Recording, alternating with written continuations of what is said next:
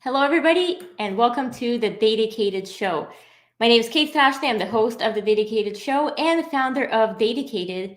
Today, we have a really interesting session coming up. I think it's probably going to be one of the most unique ones because the topic is it's not a technical data topic, although we might talk about data and data governance and such, given the expertise of the speaker. But we're going to talk about how to be creative in your data job. Now, most of my audience here are either working in data analytics, AI, machine learning, or one of those fields of areas. But I think we are all still human. I know we work with AI closely, but we are still human, and we all have this innate desire and need to be creative in one way or another. So, as we start the session, I want to ask the audience a question, and as many participants as possible, please, because we love to see the comments, we love to see the engagement coming in. That's what makes the dedicated live show even more fun. It's because we're live, we're here to talk to you. This is definitely not AI generated content. This is real people talk. So the question I have for you here is, what is your preferred creative outlet? And it could be anything. It could be a musical instrument. Do you play piano? Do you play guitar? Do you sing? Are you a painter? Do you like to draw, knit, anything? Think of anything that comes to mind as your creative outlet. Now, I'm going to go ahead and check in on the comments. I see we've got some people in here already. Hey, Susan. Hello, Sudeep. Jyoti. Hello. And yeah, Susan, talking of creative, she just filmed a lip sync. Susan's great at those. As you're joining, just quick reminder, the question was, what is your preferred creative outlet? So just drop that into the comments. And I'm going to go ahead and bring our special guest onto the show here. It's Tiankai Feng from Thoughtworks. He's the head of data strategy and data governance in Europe. And he's also brilliant when it comes to creativity. So Tiankai, welcome to the Dedicated Show. Hi, thanks for having me. So great to be here. Absolutely. And thanks for being here at 6 p.m. from Germany while you have two small kids that I just learned about. So I That is appreciate true. you That is making true. the time for this. Yes, it's all about prioritizing the important things in life, and this is an important one. So Oh, I'm glad thank to be you. here. Thank you. Absolutely. I love that. Okay, so we've got some answers in for the creative outlet. We've got lip syncs, we've got sewing and making clothes. I actually used to like that as a kid. Fatima likes video editing, photography, and Sudeep loves to create music for kids. So, Nice. Tiankai, before we talk about your creative outlet, your favorite creative outlet, let's first talk about you, who hmm you are, what you do, what makes you you, and what is your typical day in the life of Tiankai looks like. Sure, absolutely. So I'm currently the lead for data governance and data strategy at Thoughtworks Europe.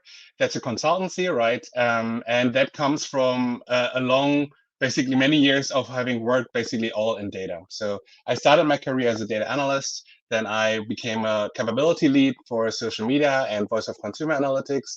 And then I basically jumped into the data governance space because I was really passionate about data quality and making sure that we basically all listen to the garbage in, garbage out principle. And I wanted to just find out how to make data quality actually better. So that led me to the data governance, data strategy journey, basically. And yeah, now I'm here and I'm really happy that I can help more than my own company and actually many other companies in a consulting role to get better at data strategy and data governance as well. Yeah. Great. And I see your passion for the space and in the content that you created. It's very evident that you actually care about the space and you want to be there. I do know some people who maybe do a job just because it pays well. And then there are people who hmm might do a job that doesn't pay well, but they love it. But luckily in our space, if we like data, we tend to have the best of both worlds if we're actually enjoying what we're doing. So I think I first saw you in my feed singing. So this is Yeah. not something typical that you would see on a LinkedIn platform. Even when I hmm talk to the parents of some of my kids' friends, and they're like, "Hey, so what do you do?" And I tell them I'm a social media content creator on LinkedIn, and they're like, "On LinkedIn? You create Yeah. content for LinkedIn?"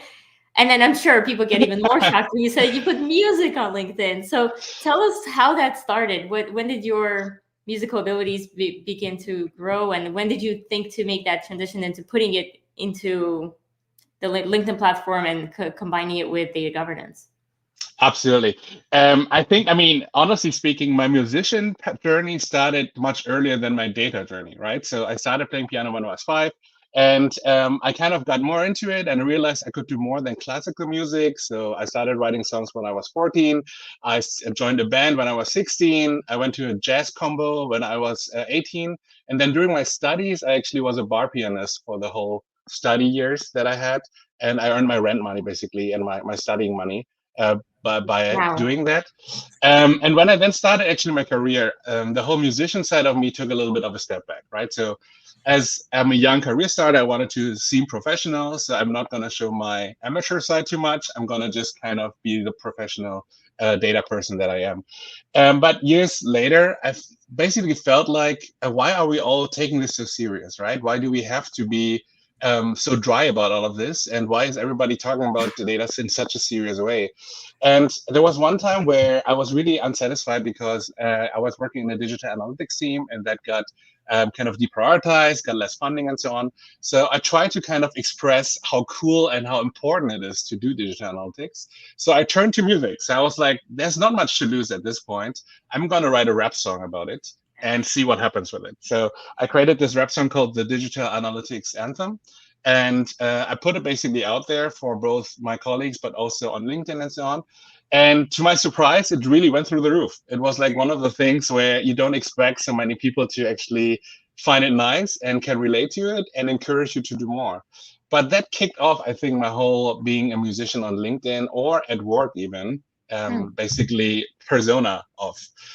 So since then, that's now more than 5 years ago, I've been just continuing to use music as well to just preach the good data word, but also just to make it more approachable and fun. And I actually am surprised because a lot of people that don't work in data find my videos interesting and then get curious about data and Oh, then want to talk to interesting. me about what I think about data and what it means for them.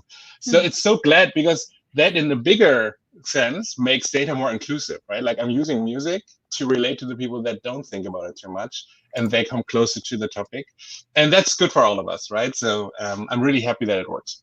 Yeah, absolutely. If you can bring people closer to the space and open that curiosity up with something that you enjoy doing as well, it's great. Now, so you started at age 5 with piano. Mhm. Did your parents sort of say this is a good idea, or is this self-driven? I don't think at 5 years old I could self-drive anything, but You'd be it was. surprised. My daughter wants to play the drums. When she was 5, she took drums because she wanted to do drums. And I'm like, Oh, "Pick, exciting! do you want this? Do you want guitar, piano?" Nope, drums. I'm like, Wow. I don't want a Well, drum set in the house, but yeah. I got it. Well, no, I mean, initially actually came from a dream of my father. So he always wanted to play the piano, but he was just, he couldn't afford a piano when he was younger. So he basically cascaded that dream down to me and Okay. said, then my son should play piano. As you can imagine, I wasn't the biggest fan of playing it because I was kind of forced into it by my father, right? I remember though that when I turned 10, I kind of couldn't, like, I couldn't take it anymore. I was like telling my dad and my mom, I don't want to play piano anymore. It's all classical music. Nobody enjoys it. And I just have to practice every day. That doesn't make any sense. So my mom went to the sheet music store. She brought new music sheets to me, and those were like 90s music, like Backstreet Boys, Spice Girls, all these kind of things. I Yeah. started playing it and I was like, wait, that means I can actually play anything with the piano. It doesn't have to be just classical music, right? And Yeah. that opened a whole new world for me. I'm like, well, then I just need to get the right conditions in and I can do whatever I want with it. So I got super self-motivated. And that's how I Oh, started then writing songs at some point and so doing all kinds of other genres. And that is really how I got into it. So I'm really happy that my father forced me in the beginning, I have to say, because okay. it turned So out well before for my me. next question, I need to ask: are your kids playing any instruments yet, or no? Not yet. They're 4 and 2, right? So they're a little bit young still. But the 4-year-old actually, he's going to like this playful music kindergarten thing, and he enjoys music. He is my biggest fan, though, I have to say. Like he's a little bit biased because I play children's songs for him all the time as well. So Oh, he nice. thinks it's normal in the household to be that way, and now he Yeah. wants to play piano too. But it's probably because of me. So it's all good. But we're gonna You're figure it out. inspiring. That's good. You're Yes, influencing without forcing. So that's always exactly, exactly. Okay, so you said you sort of created this video and you put it out there. So you send it to some Hmm. colleagues, maybe to brighten their day and show what you can do and make them have some fun. But then the LinkedIn post. So now I would say 98% of the people I know are scared to make a post about anything. They're afraid Hmm. to post, hey, we have a job opening on my team. Like they're, even though that's like what LinkedIn is there for. Were you posting regularly before the music content, like any kind of data content or anything else on the platform? Not too much, to be honest, but I was posting a little bit. So Okay. I was mostly, though, like a good citizen, posting just about what at work happened and what successes we had as a team, kind of just spreading the good word and recognizing like my colleagues and my team members, right, at that point. Mm-hmm. But I think you're right. I think at that point I had at least went through the hurdle of saying I can actually post. Like I feel good about posting. It wasn't like my very first post already like a rap song, right? It was just I had posted once in a while, so posting was not completely scary to me. Okay. But posting music, it's an interesting one because I remember when I posted it, I didn't show my face actually. So what I did was I recorded it as music and had a lyrics video where only the lyrics were shown as a video, Okay. because I was scared of showing my face being matched to the music and that I'm rapping actually. But that went so well that I recorded a video afterwards where I was actually seen because I Hmm. wanted people to know that there's a human being behind it and that's actually me. But that came like months later. I So think it's a uh, natural progression because when I started creating content, I also I was doing Tableau tutorials, so nothing as exciting as, music, but I was also got it, afraid to put that out there because, well, first of all, it's hard to record when you're reading a script, which is what I used to do when I created videos in my past. Um, got it. I'm a lot better now where I don't Sure. read as much of a script, but I remember not having my face on there because I'm like, oh no, what if people are going to see it? Um, and I see Scott in Absolutely. the audience saying he's part of the 2%. So yeah, 98% are people afraid to post, and Scott can't help but keep talking and keep posting. So Absolutely. He's in the top 2%, I would say, Scott. he's in the 0.02%. Yes. Yes. Well, we're definitely going to see your face and hear your voice singing shortly. At about halfway through our show, we have a special surprise for those tuned in, where we're going to play a short clip of some of your best work. Yeah. Now, I wanted to ask, did this sort of posting of your content in general and maybe the videos as well, did that help you in any way in your career? Yes, I would say regarding personal branding, it definitely had a huge uplift, right? So Mhm. I think being like a musician that in data, even like with great other people like Dan or Scott or like other people as well, it's still pretty unique, right? There's not that many that actually communicate data topics through music. And that definitely gave me a special side. I think generally speaking, also even within my organization, it was surprising for many that somebody in a data team was actually the one creating fun music for the organization. So that turned out to be a unique thing for me as well. And I mean, once I was known for this, I was known as the entertaining creative person. Of course, the network just kept growing, and I had many opportunities. And the one of the I can be only grateful that I was even invited to give a keynote to start with music in a keynote. That happened like 2 years ago in London. To just be invited for that reason, even right? Like we want you to do some music about data and then give a keynote about that topic as well, and that Yeah. was really amazing. I have to say though, there's also, of course, a downside to it because not everybody is on the same page. Like when you once you're a little bit more creative and a little bit more out of the box, let's say, not Hmm. everybody is loving it, right? And it can quickly turn ugly into like being jealous that somebody would get through music videos kind of more reach, or why should they deserve to get promoted if they're only making music all day? Like you get into the kind of atmosphere, but haters gonna hate is what I'm saying. Right? So that is just something that comes with it. I don't. It's more about just facing it and then getting over it. Yeah, it's definitely a balance, right? Like you said, there will always be someone out there that's like, I mean, they should just do it themselves, right? If they're so jealous. It's not a competition, right? I mean, I'm No. not stopping you from doing it. Why do you need to judge me? Basically, exactly. It unfortunately is human nature. People suck sometimes. That's all I'm gonna True. say. That's so true. That's so true.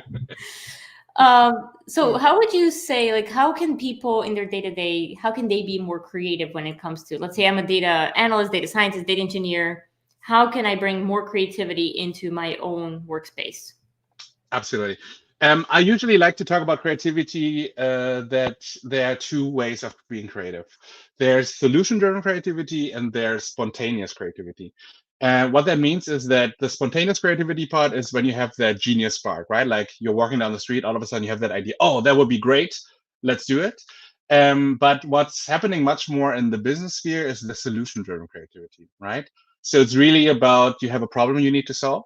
So let's be creative as much as we can how to solve that problem. And this is the part where you can actually apply it best in your day-to-day as well, right?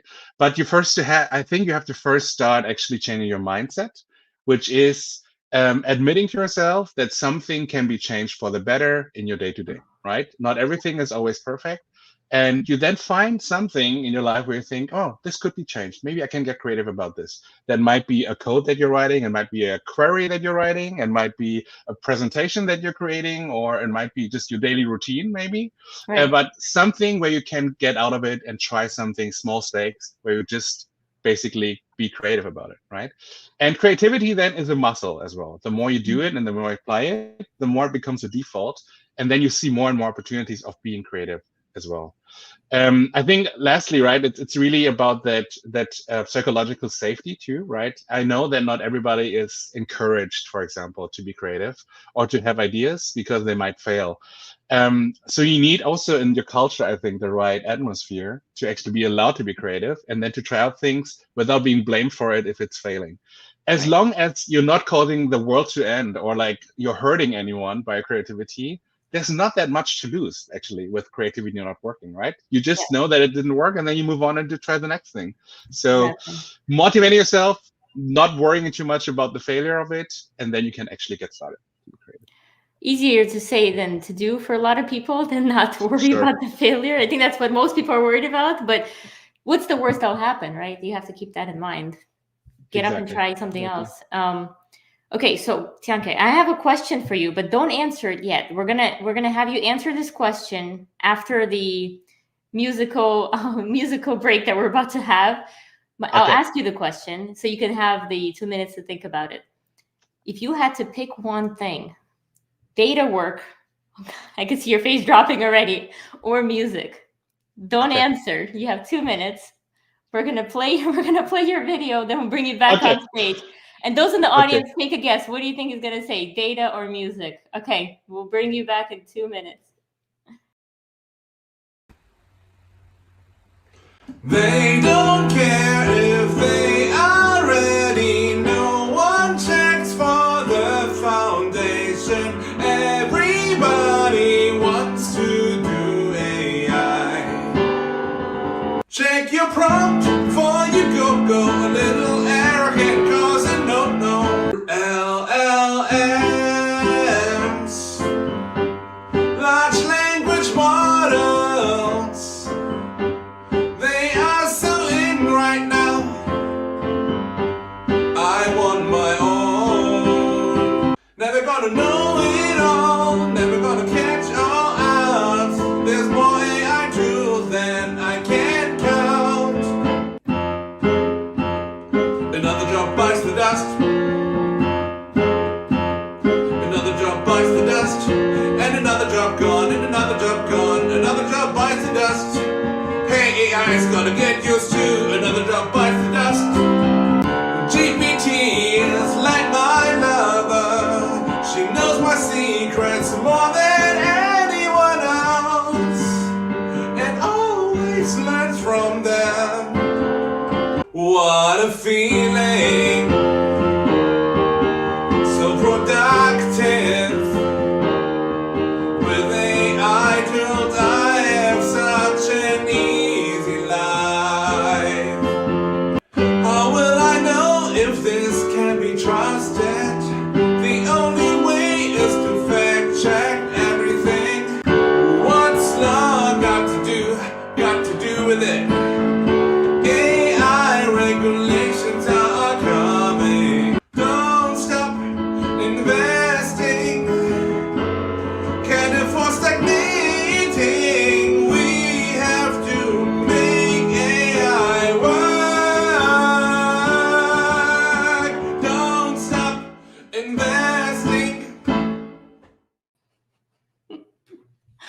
my God, thank you so much for that. Sure.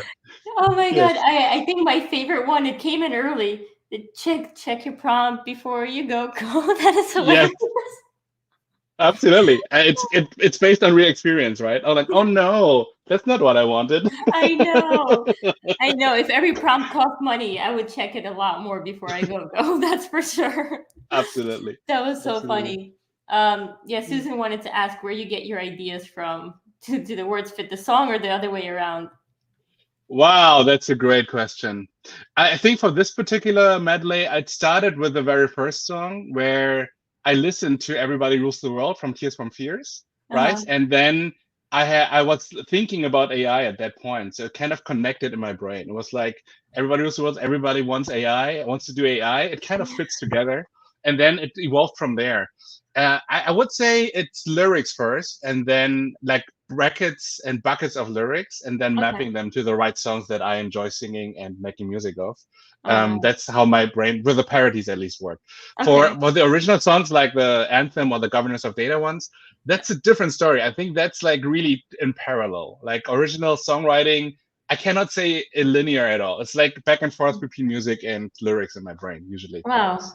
Yeah. Very interesting. So this is going to lead us into that question that I asked you earlier. We have a Yeah. comment that he's so good at both of them, no matter what he chooses, he's going to enjoy it and excel at it. So Thanks let's so hear much. your answer. Ooh, I can't Yeah. wait. I would actually choose data work. But the reason for it is that I would be fine for music staying just my hobby. Like that is completely fine for me. I would enjoy it no matter what. But for data work, it feels like there's a responsibility almost now, right? Because we live in this world where AI is super hyped and there's so many risks related to them that we're working in data is being on the right side of history and trying to, at least in like data governance, data privacy, all these kind of topics, to be the right voice and to have an influence. Nice. I would feel that I'm on the doing something important, at least. I'm not Okay, saying that well, my music music isn't is important. but Yeah, that's true. But I think just like with my expertise in that space, I think it would be at this point, at least for me, more important to be there. Yes. the beauty of this is you don't have to choose, you get to do them together. But I love that you actually picked. I didn't think you were actually going to pick one, so thank you for. Yeah, no, but I mean, working also has the commercial factor to it, right? Like where you spend your time on it and you get a little bit of salary or income from it too, right? So I consider that as well. Yes, well, father of two kids, you kind of have no choice to Of course, make that a big consideration for your future. Exactly. Awesome. Well, we talked about AI just recently. You said it was on your mind, and we talked about prompts. So my question is, so generative AI is here. Almost everyone I know has tried it in one capacity or another, and it keeps improving almost on a daily, if not, hourly basis, something new's coming out. So how do you think generative AI is impacting our own creativity? Is it getting better or is it getting worse? Yes, I would say that I think there's a misconception of how creative Gen AI actually can be, right? And why I'm saying this is just conceptually, AI is learning from historical data and then recontextualizing those learnings, right? But if it's only learning always from historical data and recent interactions that were in the past, then it can never be disruptively creative, right? So that would be the counterpart of what I call AI being incrementally creative, whereas human beings have the power and the talent to be disruptively creative. So I always use that example, right? Like Picasso came up with that new kind of cubism style on his own, and he made it a new thing, right? But you couldn't ask AI to come up with a new style of art because it only knows about the styles of art that it learned from, right? You could say draw something in the style of Picasso, but coming up with a whole new thing this way, it doesn't think that way on its own, at least not now. So what that ends up with is that during the creativity process, I think human beings can get inspired and can get easier access to like new topics, to get like a context around it, for sure. But they still need to apply that human touch on it to make it really something creatively that's working. I've seen many LinkedIn posts and comments that are actually obviously AI generated nowadays. I'm sure you have seen too. You know that something's off about them, right? Like nobody writes that way in real life. There's they all something start off with about these. "Hey, data pros," and they all end with "in conclusion." That's true. Yes. Absolutely. For the articles, at least, it's just how, because I've used it. This is how I know, right? You won't know until you try it. So I've used it to generate content, but I end up changing everything because it does sound, as Scott and I call it, chatty, because it's like we call it Chad. So Chad's the one writing the content, so it sounds a bit chatty for us. Where we see an email like, "Oh, does that look like Chad to you?" Like, yep, that's that's it. Exactly. So, I mean, on that note, right, you can use it for inspiration, but usually you rewrite the whole thing and you use like content-wise a little bit what's in there, but you do it on your own. And I think one thing about it, right, is creative work, contrary to popular belief, is not all just thinking. There's some structure and routine in it too, right? Like, getting inspiration and taking notes of your ideas is more of a routine process that you do, right? So I think generative AI can help you with that, right? Like if you have an idea and you want, for example, ChatGPT to just give you some context around ideas around that, like what analogies would you use to describe this, for example, then you can pick and choose, and you riff on something and create that into a song lyrics, in my case, for example, or not, but it can at least give you like a kickstart, but then you still have to be creative on your own. Yeah, you can even say what data governance words rhyme with, something, True. whatever, Apple. Yes, exactly. It can help get you there. So exactly. We had a question here from Ravid. He's asking, which is your favorite data governance song? I actually have that as one of my questions as well. Ravid, are you looking at my notes? Is that a trick question? I don't know if there are many data governance songs out there. No, meaning your own. I think he's asking about your own content. Like, what's the favorite thing you've created? At least that's how I'm interpreting it. That's okay. On that one, I mean, it has to be governance of data. That's like, I think my classic. That's the one that really established me in the data governance space. And it's the one it's a gift that keeps on giving, right? I'm still getting invited because of that song to like webinars and conferences and all kinds of things, because I was able to make data governance fun because of it. But since then, I mean, Scott is there, right? I worked with him on his great Puppet kind of musical stuff as well. That was really cool, for example, as well. So that's also very much data governance related. That one. Exactly. So there's a lot of more coming, I hope, and I'll try to do more as well in the future. Okay, so for people who don't know where to find this stuff, so where's governance of data? Do you have a website? Is this on YouTube? Where's the best place to find that? It's on YouTube. Governance of data cannot be missed. Just YouTube search it. Also, it's on Spotify as well, and Apple Music and all kinds of streaming services. And yeah, it's all there. People cannot miss it. Governance of data. And what's your personal preference? So if, let's say, a client is watching this and they're like, oh, I want to get Tiankai on our webinar or on stage, like, do you prefer to do things virtually, live, pre-recorded, or on stage in person? Everything that works. I do have like being on stage and having a live audience. It's super exciting though. Like that is for me as a musician performer always a blast, because you can actually see the laughs and like the chuckles in the audience, and that gives me a huge motivation boost. With these webinars, like sometimes you don't even see any faces. People like to turn off cameras too, right? Because they just want to listen and don't want to be seen. So you never know how it's going until the very end, when people start asking you questions or thanking you then in the comments or something. And that is like, okay, but not that cool. So I would say I can do virtually because I would be much more available for virtual stuff, but being live at a location on stage is definitely a highlight for me. Yes. Awesome. Well, I think I'm going to try to be more creative in my day-to-day. I try to in general, and I think it's something where like, oh, I don't have time for creativity. But when you're actually doing it, you just feel happier. Like you just become a happier person. I played guitar recently, and that like completely made me for the charity, right? That was super cool. Yes. Yeah, and I don't actually play the instrument. Do you play? What else do you play besides piano? A little bit of ukulele and a little bit of drums and cajon as well. So like, but I'm mostly focusing on the piano. Also for recording songs, a keyboard is nowadays enough, right? You can just turn off all the other instruments into the keyboard to type it in. So it works for me. Okay, all right, nice. Yeah. Well, Tiankai, thank you so much for being on the show. I encourage everyone to check out your YouTube channel and follow you on LinkedIn or anywhere else they find you. And again, thank you to the live audience for joining and asking great questions and participating. So yeah, see everybody online. And if you want to sign up for notifications about the show, just go to dedicated.com/show. You'll be able to put your name and email and you'll be on our list. Awesome.